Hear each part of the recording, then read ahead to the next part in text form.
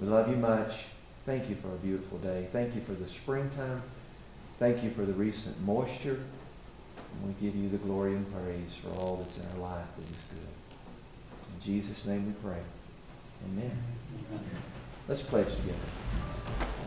I pledge allegiance to the flag of the United States of America and to the republic for which it stands, one nation, under God, indivisible, with liberty and justice for all.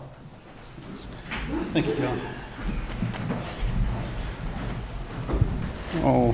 Alrighty, as I said, we were convening initially here as the board of the Sun Country Public Improvement District. Did we have anybody here from Sun Country today? Okay, thanks for coming out. I guess I'd accept a motion to approve the agenda for the Sun Country PID. So moved. All right, second. Roll call, or sorry, vote. Yeah, we don't need a roll, just. Do you need a new roll call? No, not for this one, but just, we've got a motion and a second, so a vote. Aye. Yeah, aye. Sam, do we have the documentation we need for this, or? Commissioner. And no, that's better. All right. Well, we got an extra mic today. Oh, yeah, thanks for my.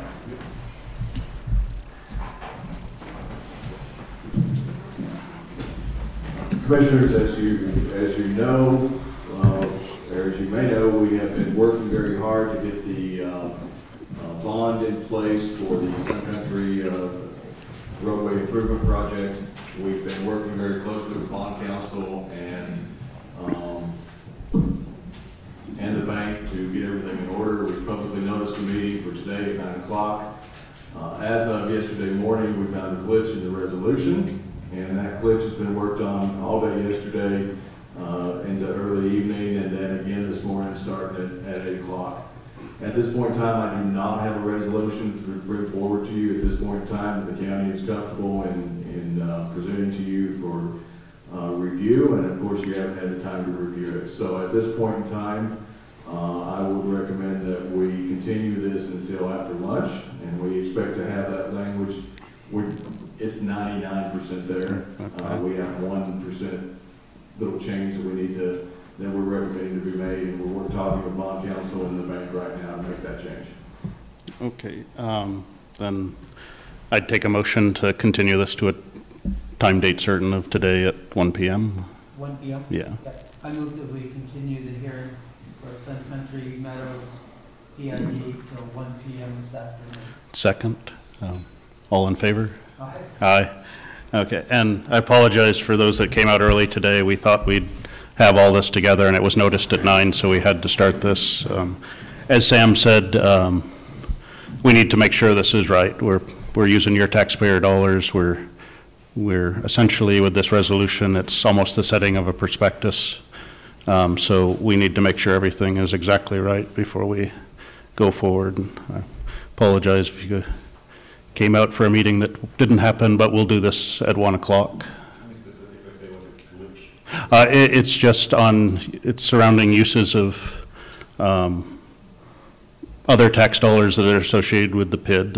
We can talk through it in detail, but there's specific ownership taxes that flow to every mill collecting entity, and we want to make sure that the bank and the folks we're working for allows full use of that. It allows us to full use of the SOT taxes that come into the PID, allow us to pay back the debt that will be taken on to do the paving with lesser interest, lesser full payments to the people of Sun Country. So it's a positive thing. We just want to make sure we have full access to all the funds that come into that fund. Just trying to make sure that you have that Sun Country PID has access to the secondary funds.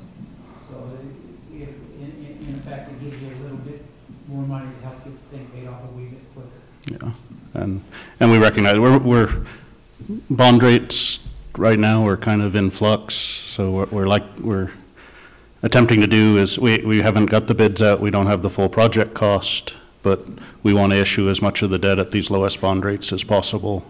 So we're doing this quickly. Exactly right. With the initial estimate that we used in our calculations was what was it, 4.3% bond rate. We were able to negotiate a 4.24% bond rate. That's the one that we're pursuing right now. We'll have more information on all the details this afternoon at 1 o'clock. We also, and it's up to you guys, but if you wanted to take public comment on things other than specifically on the resolution regarding Sun Country Meadows improvement project, you could at this point in time. And then those people that may have other appointments in the afternoon can still be heard this morning. Sounds So good. No, that actually sounds very good. Yeah, so I would take public comment if anybody does want to make comment on the Sun Country bonding in general. Are you going to be available at 1 o'clock? No. Okay. Yeah, and the sessions are taped, and we'll get back through Linda or your board. I mean, actually, we're the board, but your HOA board, if specifically on the ballot. We need yeah, if you could come up to the mic so you're captured on audio.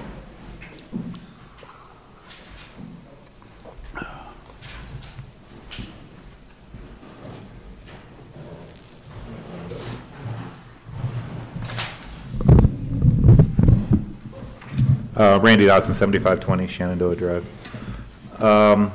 Specifically, on the wording of the initiative, it cannot exceed an exact dollar amount, correct? Right. So no matter what the bids come back, it will not exceed that. It No, cannot. No, that is absolutely correct. And what monies are you using from the pit? Well, there's two sources of funding that flow into any, well, into this PID. There's the taxes that were, property taxes that were pledged by the vote of the people in Sun Country, and then every tax collecting entity, any entity within the county that has a mill that gets that proportional share of what are called specific ownership taxes. Those are a portion of the monies that are paid when folks register vehicles and other personal property with the clerk and recorder. So there's an amount, it vary year to year. The estimate's somewhere in the $20,000 to $30,000 a year range that would come in because it's a tax collecting entity, and that was not initially considered. So we just want to make sure that we have full access to those funds to pay down any debt that we take on your behalf. Do you have any ballpark figure of what that is? What the SOP taxes? like I said, it's in the range of 20 to 30,000 a year. It varies based on age and value of vehicles that are registered in the county, but that's a statutory distribution to any tax collecting entity. Was that initially factored into the initial cost and payment? It had nothing to do with the cost of the cost. It was, well, I meant the repayment. It was not initially. And the tax that's already been imposed starting January 1st. It was not. Okay, so the intent is to use all the monies that come to the PID to pay down that debt. So anything we're paying off with that would go to principal or interest. So hypothetically, if you're using those, you know, you love hypotheticals. Yeah, please do. That what we're trying to do is make sure that the language is very specific so that we are within the boundaries that was set forth by the language that was voted on. We've also talked with bond council specific to that, and that's exactly how we're getting the language so narrowly defined. So we should fall well within the boundaries that were voted on this last fall. Okay. Yeah, I was going to say we remain committed. I mean, one, it's the only thing we can do legally, but we're committed to staying within the numbers that were approved, and amongst all of us, we're trying to make this the lowest possible cost to the taxpayers. So. And since the tax is already being collected, is that being held in escrow? How is that being held? There's actually a Sun Country PID fund that was established, so and that's where that stays. So those monies that were collected already as we work through this, likely a portion of those go to prepayment, originating costs, all the things that reduce overall interest payments in the out years. Okay, and I know that's obviously on the construction side of it, what is the estimated starting? I know they've done some surveying, things like that. Yeah, I think. They're still looking at August, Yeah. September? Yeah, I think we're still in That's what- the late summer, and Right. most of the paving schedules for the folks that will be bidding are set for the early summer already, so. And there was some questions on, and this is directed to the board, Yeah. obviously, to the PID board. There is some grading issues and runoff with, I believe it was, where'd she go? South Shenandoah, because of the runoff created, and there was some initial thought that there might be some additional paving there to help alleviate that. Is that it? I know that the surveyors have looked at it, Okay. and I don't know what has resolved. Yeah, and I can't answer that Okay, right that now. would be We with haven't seen engineering, the after full engineering. specs of the project. I know the surveying and soils piece has been done. And the other Design. question The was, point there is that this paving is not going to go ahead without good quality engineering. that's my Yeah, point. yeah, That's why I think some yeah. people are, because of the way that road goes there, it's going to create obviously more of a problem on water runoff than we already That was have. one of the things, Yeah. and I'm going to defer to Rory over here, but the whole point is there's no point in building these things if we don't have the engineering. Correct. Okay. And what's it looking like, on the same concept as a culvert repair and or creation? Actually, if I may, we've got a town hall scheduled up next Wednesday Mhm. at the community church in Sun Country, and I'm sure we'll actually focus quite a bit on And that's why on I that was project bringing some of for these it. up, because those are questions Yeah, you're going to thank ask you. there. Yeah. And also apron installment for driveways and stuff like that. Where are they just doing a road? Are they going to flare into aprons and driveways? What are they? Again, I haven't seen the design work at this point, so. Commissioner, I'm not sure this is question and Yeah, answer yeah. or public comment, but Yeah. I can say that the project is going to take a look at, it's a well-designed project and it's been signed off by the county engineer on the process on getting this project done. We're doing the soil survey, that work's being done. We're doing the actual survey work. We've had Road and Bridge out there numerous times looking at all these issues. If the citizens want to get together and approach the company that is successfully bid, and if they're willing to do aprons, that's up to them. But this is just a road project at this point in time. If you, as Sun Country board members, want to come back with a more detailed project plan at a later meeting, we're happy to provide that to you. Okay. And as we have stated time and again, we're happy to come out and attend an HOA meeting. We can have Public Works and give them updates on where we are with the projects. Okay, yeah. And that's Yeah. why I was just pointing out some of the questions you're going to be asking. No, That and way I we can have appreciate answered. that. If- Because specifically, I was told, obviously, it's a road. Flares and driveway entrances, that's going to be pertaining to homeowners, Yeah. agreement, but is there any way that, I think, once they do get a bid, they could actually go for can we get a flat fee so we can tell the homeowners for X amount of dollars, they will flare into your driveway, Yeah. pay it, don't pay it, we don't Yeah. care. And usually those become available once there's actually the contract's bid and. Right, now, well, you know the Yeah. company. Yeah. Okay. Yeah, Thank but you. if you have other questions as well, and I saw Linda walk in, if you Yeah. want to push those to us before next Wednesday, we'll see Okay. how much information we can come with, and. Okay, appreciate the information. Again, and Thank you. for those that came in a little late, you're welcome to come on up as you are. I'll let you know that the language we were looking for specifically is still being worked, so we're going to consider that at 1. Good morning, Commissioners.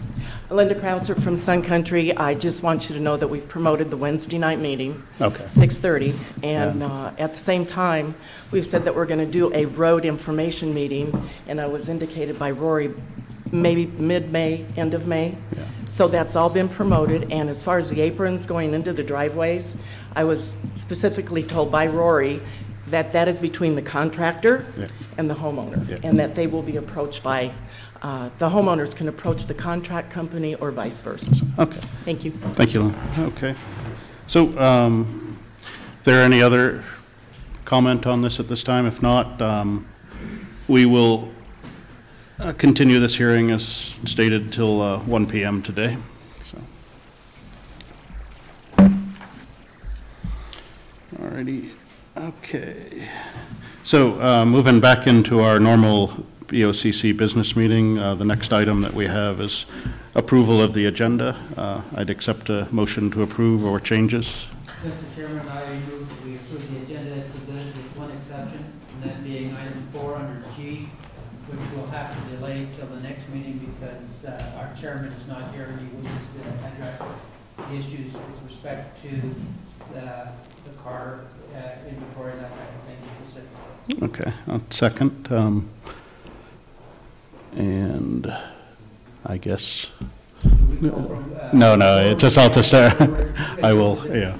We have a motion to approve with one amendment. How do you vote, yes or no?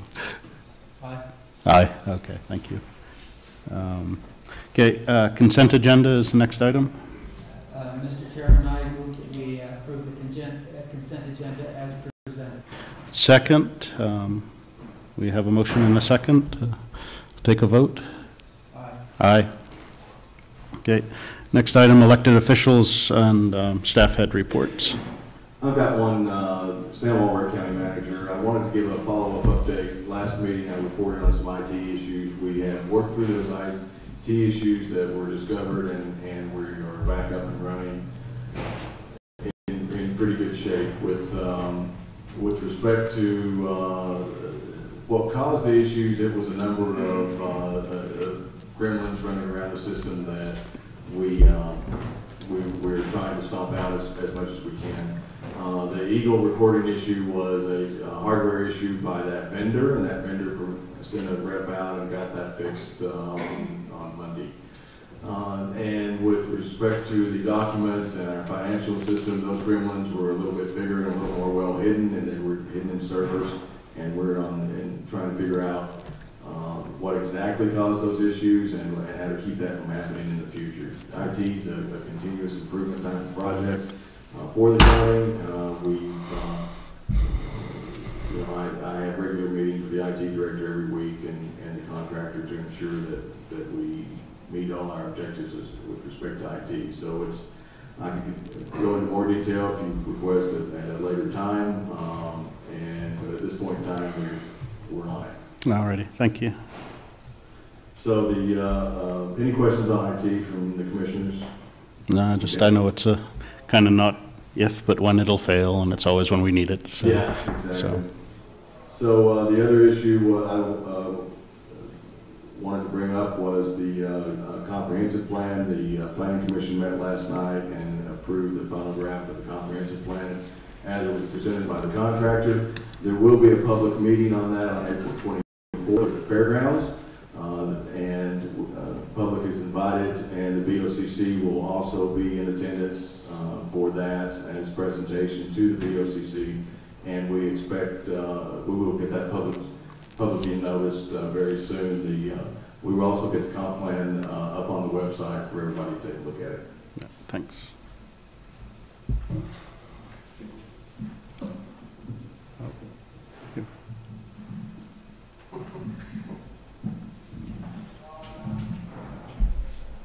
Good morning, Commissioners. Justin Foster, Director of Administration. I'd like to inform you that we are continuing to improve and modify the process of getting all the documents for these meetings prepared in a timely manner and an efficient manner to meet our internal controls that we're trying to implement. So what you see today is somewhat of the result of this. So from board planning from the last meeting on March 28th, you see some things that have come off. We've chosen to take those off because we didn't have sufficient documents through the process, and we're really making a valiant effort to try to improve this. So if we don't have the documents into the process in a timely manner, we're working really hard to take those things off and continue those to a future date. So that's what you see. There were a few items that are not on the agenda today, and we are very comfortable. We feel more comfortable that we can move those forward to give us the proper time to get all the documents ready and present them and have them up for public review and also for your review. Okay, no, that's very much appreciated. I also noticed online today that you had kind of a one single file archive so people could print all the documents instead of 21 separate prints. Sure, so I'd like to talk to that. So that's something that we've tried to implement. Last meeting, obviously, we know that we had some IT deficiencies. That was in an attempt to post that way last meeting as well. The system just would not let us do it. So again, we kind of regressed. We went back. We wanted to get the documents up. They got up after the meeting. That's what we saw last time. This meeting, everything ran smooth. We got all the documents compiled into one profile, and now that went up that way. That is our intention. That's what we're working toward. Hopefully that you understand that there's going to be some deficiencies that we're going to come across, and we'll work through those as they come about. So we're making a heck of good efforts to try to make this better. Okay. Yeah, I guess as long as we're 2 steps forward and 1 step back continuously, we actually do move forward. So, but, thanks. Alex? Yeah. Oh. No, this was actually for the post-fire support. But before you start, I know the Forest Ridge fire a few weeks back, there was quite a bit published in the papers, a lot of awareness of all the folks that were there actually combating that fire, stopping it spreading, reducing damage to buildings. But after the fact, there's a whole lot of work to be done. And there's people that did lose homes, there's people that lost outbuildings, there's a lot of cleanup to be done. And what Alex was here today was to recognize some of the folks that leaned in and volunteered their time to help after the fact, kind of after all the lights and sirens were gone and people had turned their attention back to their lives. These folks were still here helping out. So, Alex. Alex Jakubowski, Emergency Manager. So, as the Commissioner stated, it was a huge effort, and donations and organizations really stepping up to help alleviate the burden and expense to the people that lost property. And so this was really just at the request of the commissioners, a chance for us to recognize some of the donors. A lot of the people that I contacted were not able to attend today, but I do see Rich Robbins. He is representing Team Rubicon, which leveraged about 25 veteran volunteers that came out, and they cleaned up about 2.5 of the properties. And Rich also on his on the private side works for a heavy equipment company, which was absolutely integral in donating 2 skid steers for the initial cleanup, and then we had some curveballs thrown our way in dealing with dumpster companies and that. And he even leveraged his company to donate additional assets, a massive dump truck and crews and operators. So I really want to thank Rich Robbins. And then we've got Pam Waitucky here from Echo across the street. Herself and Kim Beaver paid money out of their pocket to go and buy the food to cook breakfast, lunch, and dinner for the Team Rubicon folks. Those about 2.5 days that they were on scene, and they basically donated their entire weekend to cooking and preparing all the meals for them. And then Pam was integral in setting up the committee to deal with all the different organizations and all the different residences to figure out any unmet needs, and then to be that focal point for receiving whatever unmet needs the property owners had, and then developing the resolution to get those needs met. So I really want to thank Pam for all of her hard work. And then I think we do have Olivia. And Olivia there from Unbridled Acts. She was also a critical component to making all of these recovery efforts happen. Her organization donated the payments for all of the dumpsters. I think we wound up having a total of about 7 30 cubic yard dumpsters that Unbridled Acts paid for. And if that wasn't the case, all of this would have been passed on down to the homeowner. You know, it might have been covered by insurance costs, but you know, the overall goal for this was to do something, you know, as much of the logistic work for the homeowners and to unburden them with this, you know, in the immediate wake of them losing, you know, their homes and all their possessions. So I really want to thank Olivia McGraw from Unbridled Acts, because without the dumpsters, we wouldn't have had anywhere for this, you know, tons and tons. I mean, we're probably talking about 80 to 100 tons worth of debris. So that was fantastic. I thank all of you. And I've also got Dennis Bells here from Southern Baptists. He leveraged about half a dozen volunteers that did a fantastic cleanup job. They even, you know, sifted through the debris to find rare coins and jewelry on one of the residences, and did a fantastic job. They were also another organization that I tapped as we got some of those curveballs during the recovery, and they helped us out yesterday because one of the dumpster companies informed us that concrete was not considered construction material, and we had to make some on-the-site adjustments. And so I really appreciate all these organizations. It, I think, is more of an afterthought. You know, all the focus really is on the actual incident, and the recovery effort really is the long drawn out sort of conundrum that has to get resolved. So I wouldn't have been able to do it with these organizations, and I just wanted to publicly recognize them and bring them here for an opportunity for you guys to thank them. Thank you.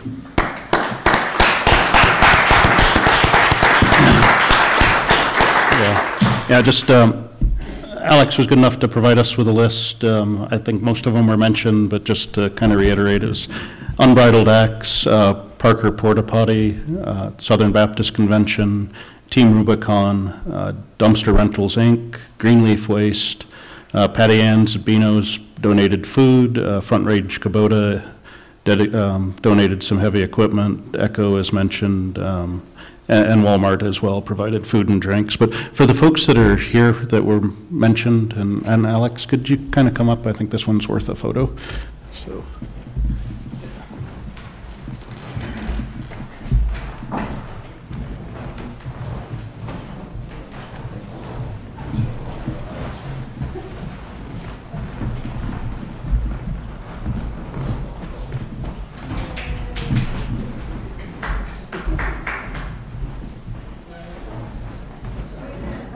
Everybody squeeze in tight? Squeeze in tight. All right, look at me. 1, 2, 3, 4, 5, 6. Okay. Thank you.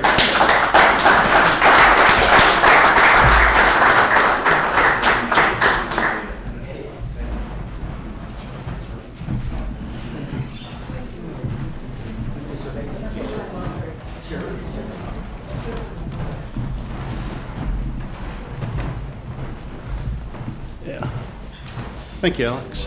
I would like to add a comment to our appreciation for all of this. One of the things, too, I'd like to thank our staff.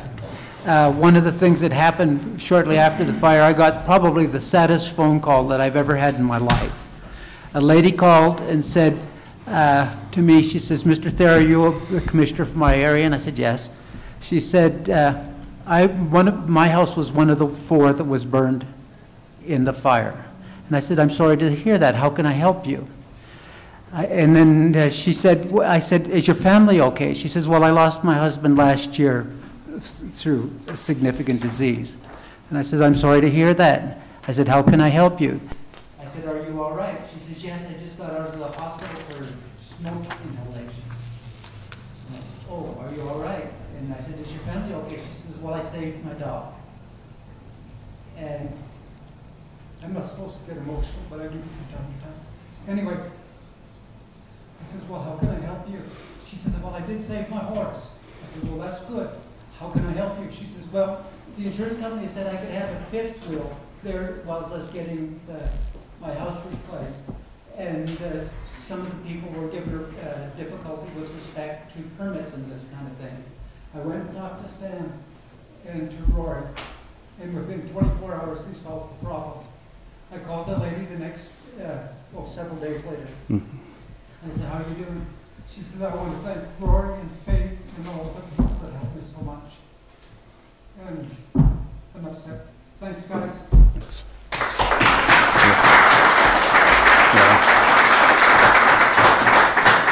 Like I said, it's amazing how this community does come together whenever folks are in need. We talk about it all the time, and in budget stuff, there is a limit to what we can do as a government. There's a limit to what we should do as a government, but it's just tremendous to see private citizens stepping forward and helping when it's needed, so thanks. Okay, next we have open public comment. Again, this is time for items that are not on the agenda but are of general interest to the county. So do we have anybody for open public comment today? Okay, seeing none, we'll move on to discussion items. Okay, the first item we have on the list for discussion is an update on the GIS project. Sam? Absolutely, Commissioner. Sam Elbert, County Manager. The GIS update, project update is that we're rocking and rolling on this. We are actually have our contractor coming in next week for 2 days of interviews with significant staff and other agency people, including some Douglas County Emergency Management Services folks. We are going from top to bottom with our current GIS system and finding deficiencies and user needs for future improvements to the project. Once these 2 days of interviews are done, they'll prepare a report for us on the data itself, a technical audit of the data. The report will also include IT infrastructure and user needs that have been identified so we can start prioritizing. They will also prepare an RFP to go out to not only fix our current system, those deficiencies that have been identified, but also to put in a structure for making the GIS program available to everybody. We had a nice meeting yesterday with the towns of Elizabeth and Kiowa, and we talked very briefly about their GIS needs. They want to come into the circle on that also and start looking at, especially on the parcel and road pieces of that, how they can tie into the county GIS system too. It doesn't make sense for them to reinvent the wheel. So we're going to be working closely with all the municipalities in order to do that. So the project's moving forward, and I think in a month or so I ought to be able, or a month to 6 weeks, I ought to be able to give you an update on where we are with the final report. Okay, yeah, and thank you for reaching out to the towns on that. Yeah. That was good. Any comment, Grant? Or? No, okay. This is, it's interesting how all of this stuff evolves. When you and I were running for commissioner, we visited with several of the fire chiefs, and the first thing they said, what are you going to do about GIS? And of course, I didn't even know what GIS was at the time. But over time, we're moving it forward, and I think it's going to make our first responders better prepared. It's going to make our planning and zoning regulations approvals more interesting because we'll have facts, and I'm looking forward to seeing how this ends up. Commissioner Thayer, you brought up a good point, and that is the fire districts. I haven't reached out to all the fire chiefs yet to play in this game, but TJ Steck with Elizabeth Fire District is coming and part of that interview process.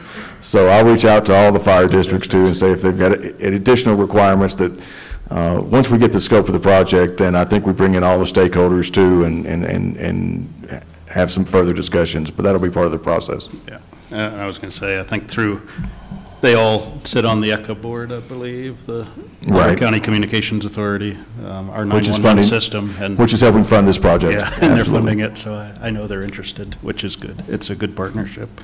Do we have any public comment on this item? Okay, hearing none. Next item we had was a timeline for the water study.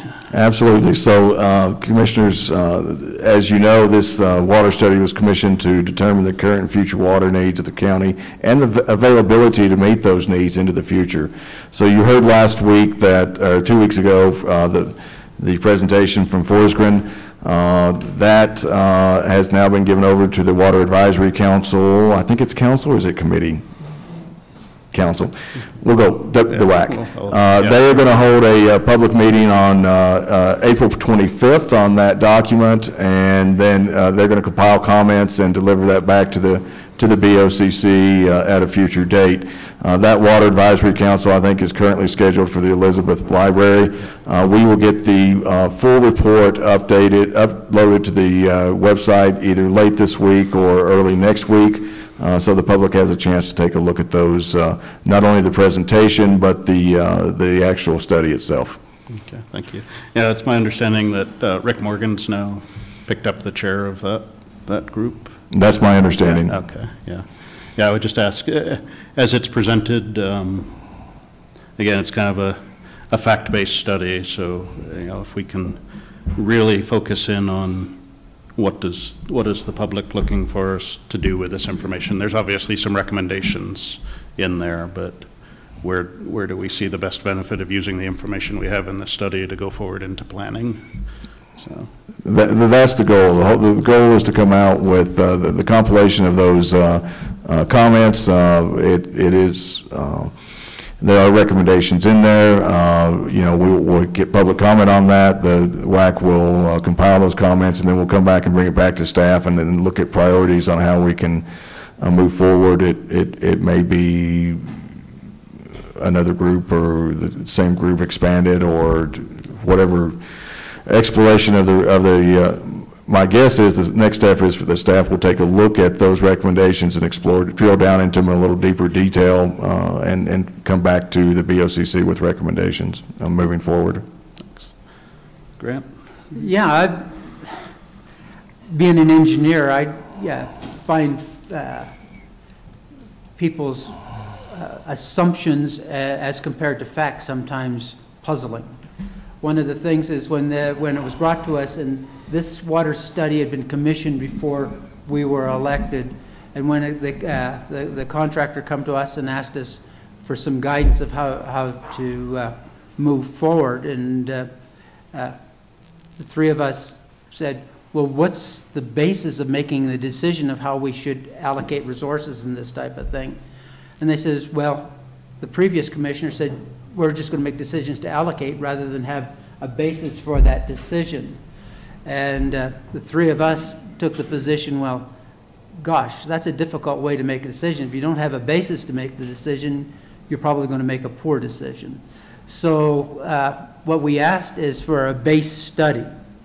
And from that base study, then we've got now some information where we can take the emotion out of the water issues and basically reduce it to, here are the facts, here's where we want to go, what kind of recommendations, and stealing words from Sam here, what kind of recommendations to the planning department and that do we need to make based on facts and taking out the emotion. And I'm looking forward to the recommendations that come forward. And some of these recommendations, and they were alluded to in the base study, were things like how do you provide within your regulations encouragement to do certain things, save water, reallocate water to a place, conserve the water within the county. Also one of the things I want to point out, and I'm hoping this comes with the recommendations, is we have sufficient water for what DOLA projects as our population increase to what, 2050? Yeah. So, and we have more than sufficient water for that. Now the question is location and some other things that we'll have to wait and see how all of these pieces come together.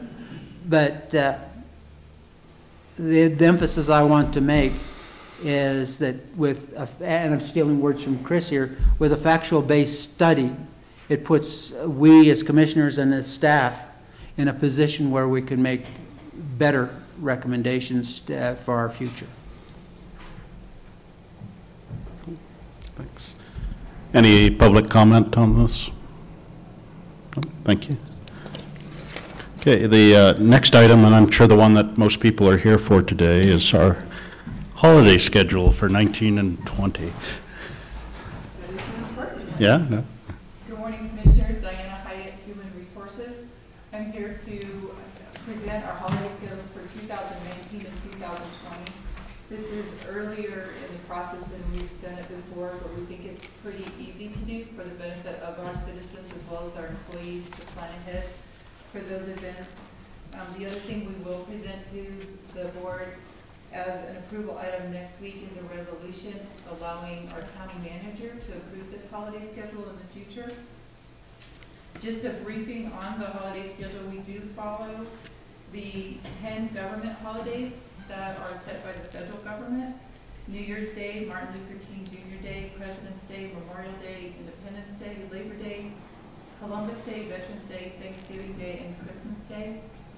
In addition, we like to authorize one floating holiday to be used in the calendar year for full-time employees hired before July 1 in the year.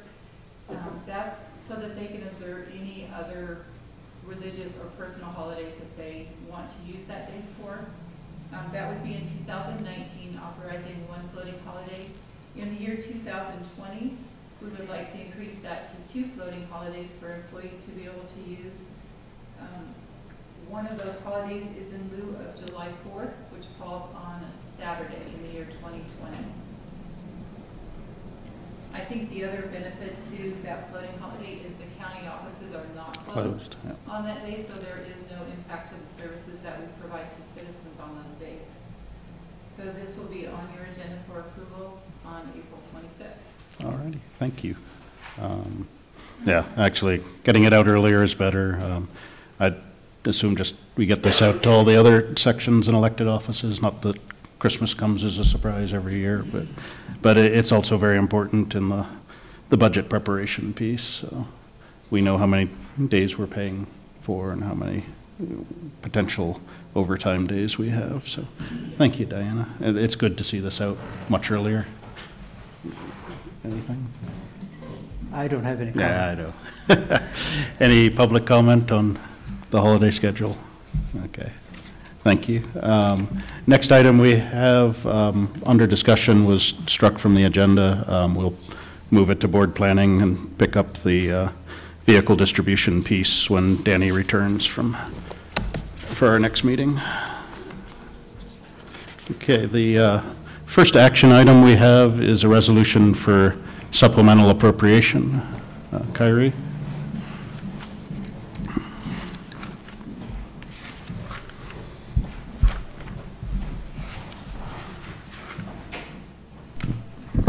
Our battery's about to die here, too. Good morning, Commissioners. Kyrie Zion, Finance Department. With the close of our 2017 financials, we're prepared to request the needed supplemental appropriations to the 2017 budget. 2 funds are in need of supplemental appropriations, Fund 10, the General Fund, and Fund 75, the Capital Improvement Fund. The supplemental appropriation request for the General Fund is $602,000, increasing the adopted budget from $9,397,099 to $9,999,099. The appropriation will be funded by utilizing the ending fund balance in the General Fund and further supported by additional revenue received to the General Fund in 2017 in excess of $6.5 million. Excuse me. The supplemental appropriation request for the Capital Improvement Fund is $21,000, increasing the adopted budget from $622,000 $1,500 to $643,500. This appropriation will be funded by utilizing unanticipated revenues in that fund obtained from the sale of the property that took place in December of 17. Any questions for me? No, I appreciate it. I know that previous boards, previous years have been a lot of adjustments and reappropriations. I only recall us doing one last year, and that was, I think, associated with moving some money into the capital fund when we purchased the Correct. So we've done two previous supplemental appropriations this year, and that did affect Fund 75 and Fund 10 because the money moved from Fund 10 to 75 for those capital improvements. And they're already reflected in that $9,397,099. Okay. So it's a bit of a housekeeping item. It's no surprise to us. We were not surprised by any of these items, but it is something that is needed per our statutory obligations. Yeah. This sounds ominous, but it's not, because if you look at our, and I look at budgets on a cash-in, cash-out basis. On a cash-in, cash-out basis, I think that we had, what, 2.4, 2.38 or something like that, $1 million funds that were budgeted but not expended. Correct. So really, this is not suggesting that we overexpended our budget. It's just moving money from one account to another. That's correct. And we still have the surplus funds, or that's not the right word, the additional carryover because of good management of the budget last year. Yeah, and we can easily identify what the 600 and 2,000 makes up. And once we approve the resolution for the supplemental, that is those line items that money will go to for the budget that will be reflected in our financial system.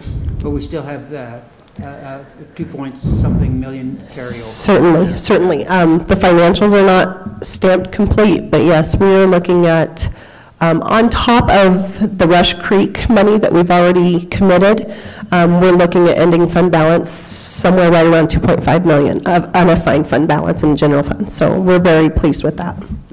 And that includes the reallocation of funds from one Correct. account. Yeah. Yes, sir. Thanks, Carrie. Do we have any public comment on this item? This was the 2017 reappropriation? Yeah. Yeah, just to kind of recap there, it is interesting because we came in, 2017 was a budget that was set by the previous board. As Kyrie said, and I think Grant mentioned as well, there were 2.3 million that was unexpended through cost savings, efficiencies, other projects that we didn't see as necessary, and then revenues that weren't budgeted are anticipated of 6.5 million. So over that year, there was a net gain compared to the budget that was approved of $8.8 million to the county, and a fair portion of that has been set aside in the stability and contingency funds. So now it was fiscally a very good year for the county. So with that being said, I'd accept a motion to approve the resolution that was provided. Mr. Chairman, I move that we approve Resolution 18-D to be determined supplemental appropriation to the Elbert County 2017 budget. Okay, I second that. Any other discussion? Not from me. Okay, then I would accept a vote on this item. Aye. Aye. Motion carries. Okay, the next item we have for action is the Child Abuse Prevention Month proclamation. So, Jerry?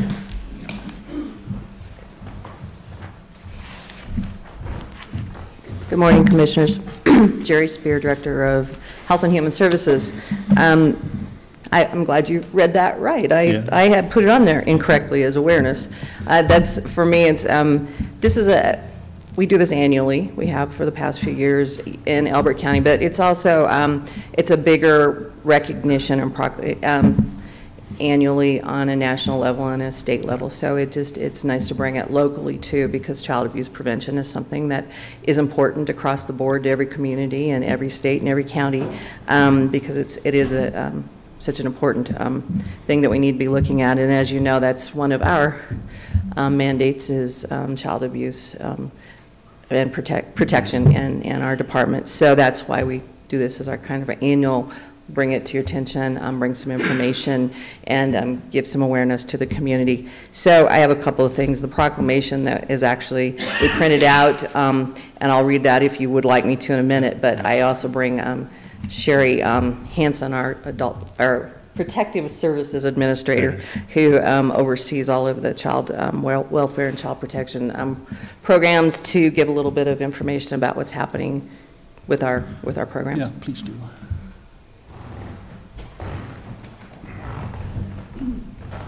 Good morning, Commissioners.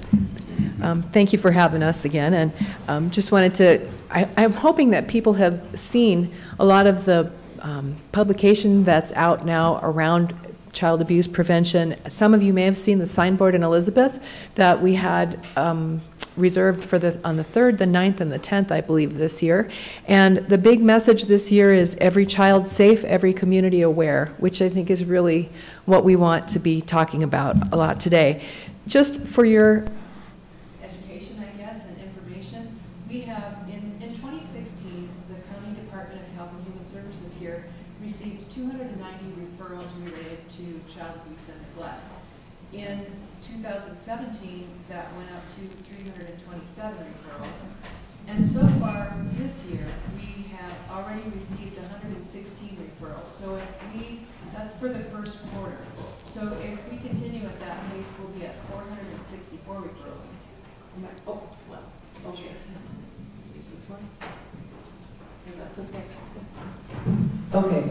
Oh, that's louder. Yeah. Thank you. I have such a quiet voice. Yeah.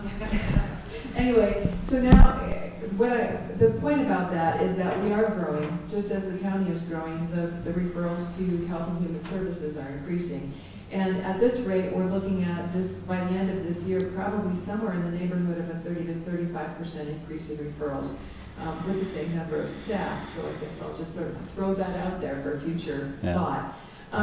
We do continue to maintain most of the kids that we have right now in placement. The children that are under 12 in Elbert County, it's been really amazing to see the outpouring from the community and families here that if we need to place children out of their homes, the vast majority of them are able to be placed with family members or friends, so kin-like placements, which is just a really huge thing because there's a big push around keeping kids at home and in their communities. One of the things that we're seeing this year in terms of trends is sort of an increase in the referrals we're getting from the delinquency court. So those older kids that are committing crimes, if they were adults, we're getting court order to investigate for placement and services for those kids. And that drives some of our numbers around placement in residential facilities. One of my goals personally and our department goals is to really do some recruitment in the county for some maybe therapeutic foster homes for those adolescents who are challenging, we will say. But our goal is to be able to provide some support around those kinds of kids so that we're able to keep them in the county. Because one of the things that we know is that kids that are able to stay in their communities are much more successful. They don't have to change schools all the time, that kind of thing. So that would be something that hopefully we'll get some word out in the very near future.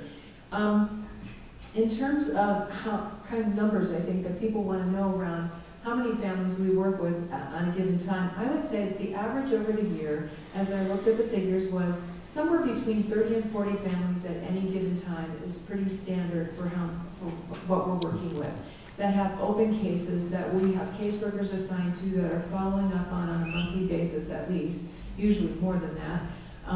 And then we have another, in addition to that, probably 15 to 20 families at any given time that receive preventive services from us, which is a fairly new thing we've been able to do in the last couple of years, which means that if a family needs a service, either a one-time service, maybe in the case of like the Forest Ridge fire or something like that, that we can provide a one-time assistance in maybe to have something called off, if they need like a new piece of furniture, a new bed, something like that, on a one-time basis, or if they need therapeutic services that they're not able to access through their insurance, but we don't need to follow it up with like a monthly caseworker Okay. assigned to checking in on things. We're just able to provide a service for a set amount of time.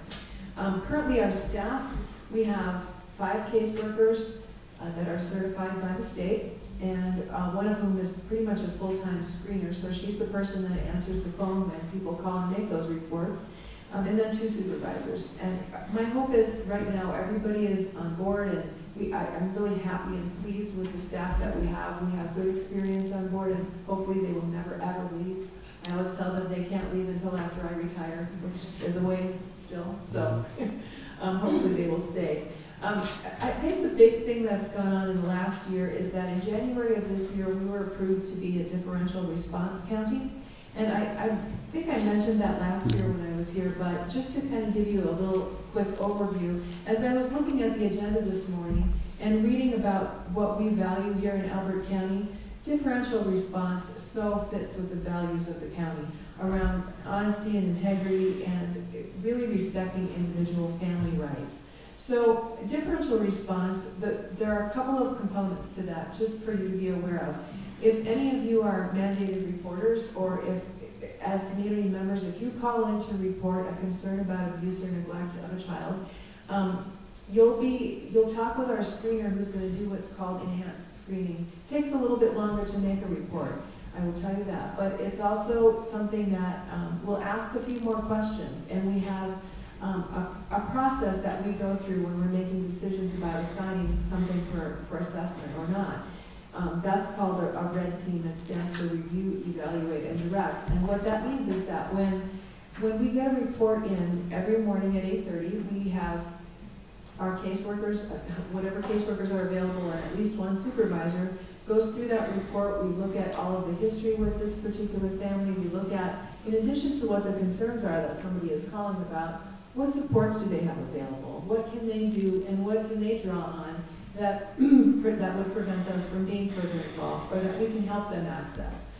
So we do that. We also have the alternative now. We're able to, instead of doing what used to be a traditional assessment for us, which would be where we would go out and interview kids apart from their parents, which, as you can imagine, probably doesn't make parents really happy when they find out that their child's talked to somebody without their permission. We now have the ability on the cases that come in, or the referrals that come in, that aren't what we would consider egregious, and sexual abuse we can never investigate that way. But we will have the alternative to do a family assessment response, which means that we don't have to make any kind of a finding, that we have the ability to talk to everybody at the same time, so we're not talking with a child apart from parents without parent permission.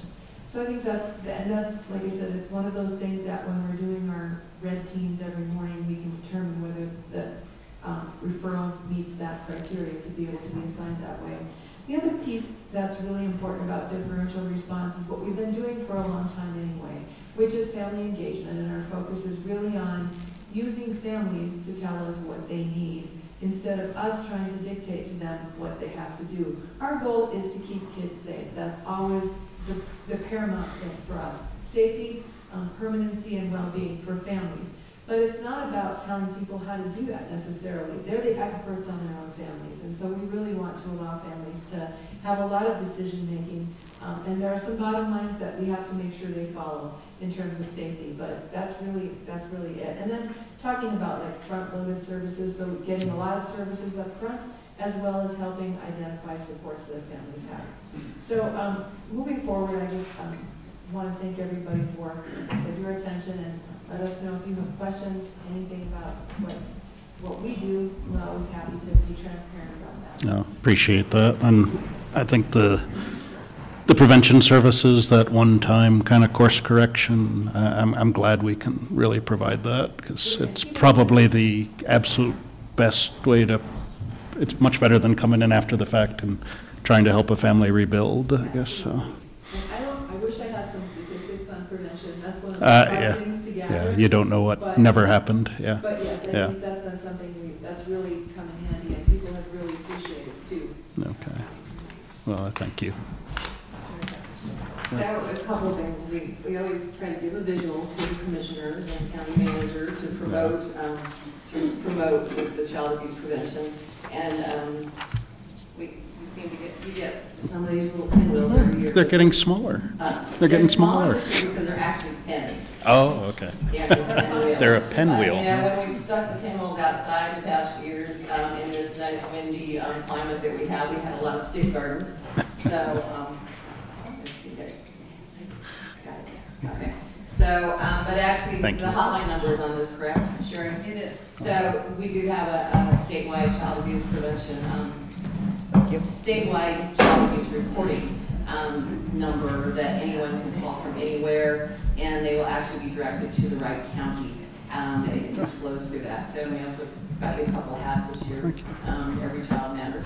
And we had some lapel pins, but those, they've been bouncing between FedEx and the post office. So still a lot of the month left. So. Yeah, but there's a lot of the month left in April. So I don't know if you would like me to read this. If you could, yeah. Okay, so, and just a shout out to I think Commissioner Richardson helped or gave some direction, but Justin did a nice job of actually putting all staff. The proclamation and making it look more professional. It's all staff, yeah.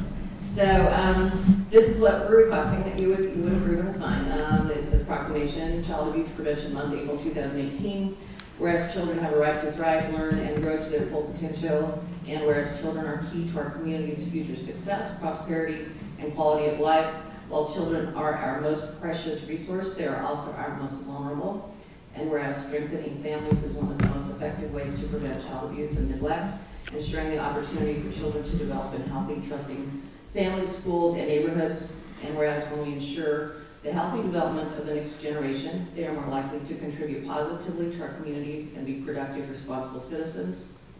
And whereas families can also be made stronger when they are educated about the various stages of child development and age-appropriate child behaviors, early identification of any developmental or behavioral concerns is integral to keeping children safe. And whereas we all play a role in preventing child abuse and neglect, and there are ways everyone can get involved to help a child, even those individuals who aren't raising the child or working with children every day. Just one person has the power to make an extraordinary difference in the lives of both children and families.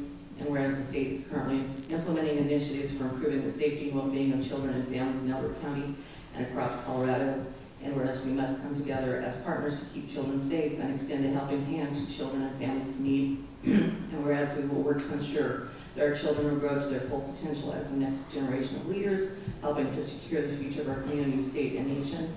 And whereas we call upon our residents to provide safe, stable, and nurturing relationships and environments for our children, free of violence, abuse, and neglect. And now, therefore, be it resolved by the Elbert County Board of County Commissioners, one, that we, the members of the Elbert County Board of County Commissioners, proclaim April as Child Abuse Prevention Month of 2018. 2, that we encourage every person to play a role in preventing child abuse and neglect.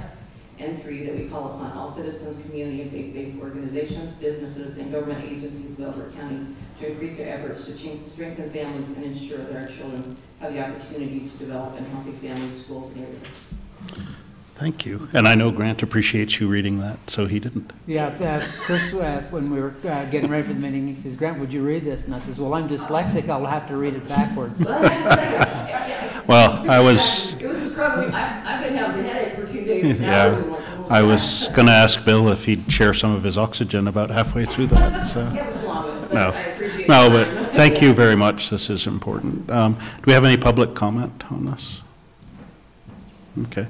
Hearing none, I accept a motion to approve this proclamation as presented. Mr. Chairman, I move that we endorse and accept the proclamation that has been presented that is titled Child Abuse Prevention Month, April 2018. Okay. Second, we have a motion and second. How do you vote? I vote yes. So do I. Yes. Actually, I will use one of your official pens to...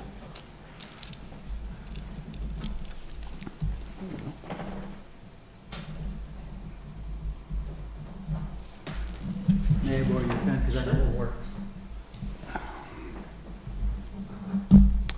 Thank you much. And Sam, I guess since we are calling upon citizens, community, faith-based organizations, and businesses, if we could put this out as a press release and also share it with the Chamber of Commerce as well as the pool of pastors that generally come in before us for our opening prayers. I appreciate that.